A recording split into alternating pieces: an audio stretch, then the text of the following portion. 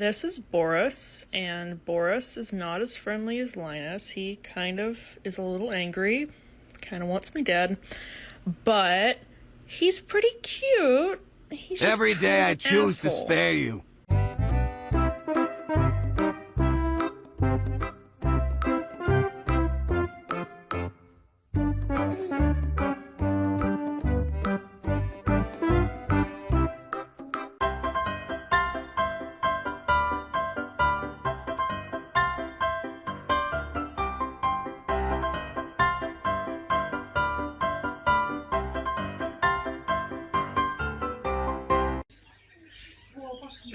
Adrenalin.